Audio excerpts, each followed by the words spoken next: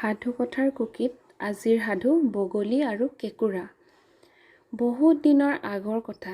হাবিৰ মাজত এখন বিল আছিল। বিলখনৰ চাৰিওফালে বহুতো গছ-গছনি আছিল। বিলখনত বহুত মাছে বাস কৰিছিল আৰু মাছৰ লগতে এটা কেঁকুৰাও আছিল। এদিন বিলখনৰ পাৰলৈ এটা বগলী আহিল। বগলীটো বুঢ়া হৈছিল আৰু সেয়েহে সি মাছ ধৰি খাব নোৱাৰে। দুদিন ধৰি বগলীটোৱে ভালকৈ একো খাবলৈ পোৱা নাছিল বাবে সি ভোকতে বিলৰ পাৰত বহি কান্দিবলৈ ধৰিলে। বগলীটোৱে কন্দা দেখি পানীৰ মাজৰ পৰা কেঁকুৰাই মাত লগালে, "বগলী ককাই, কিয় কান্দিছা?" বগলীয়ে ক'লে, "তোমালোকৰ বিপদ আহিছে, সেয়েহে মই কান্দিছোঁ।" তাৰপিছত বগলীয়ে মনতে এটা বুদ্ধি পাঙি আকৌ ক'লে, "বৰ খৰাং হ'ব আৰু পানীবোৰ শুকাই যাব।"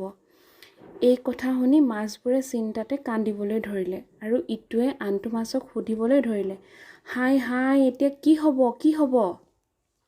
বগলীয়ে সান্তনা দি মাছবোৰক ক'লে, "তোমালোকে কিয় ইমান চিন্তা কৰিছা? মই আছোঁ নহয় তোমালোকক সহায় কৰিবলৈ। ইয়াৰ পৰা কিছু নিলগত আন এখন বিল আছে আৰু তাত পানীও যথেষ্ট আছে। মই তোমালোকক পিঠিত উঠাই তালৈ লৈ যাম। তাত তোমালোকে আৰামত থাকিব পাৰিবা।" মাছবোৰে এই কথা শুনি খুব ভাল পালে আৰু বগলীৰ পিঠিত উঠি আন এখন বিললৈ যাবলৈ সাজু হ'ল। বগলীয়ে মনতে খুব আনন্দ পালে, কাৰণ সি আজি অকৰা মাছবোৰক খাই পেট ভৰাব পাৰিব। তাৰ মুখেৰে লোভৰ পানী ববলৈ ধৰিলে। এবাৰ দুবাৰকৈ লৈ গৈ সি বহুত মাছ খাই হজম কৰিলে।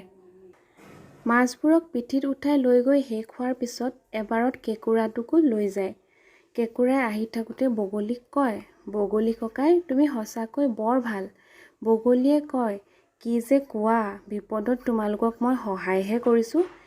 তেনেকৈ উৰি উৰি আহি থাকোঁতে এডোখৰ ঠাইত কেঁকুৰাই মাছৰ কাঁইটবোৰ দেখা পায় আৰু সি খুব চিন্তিত হয়।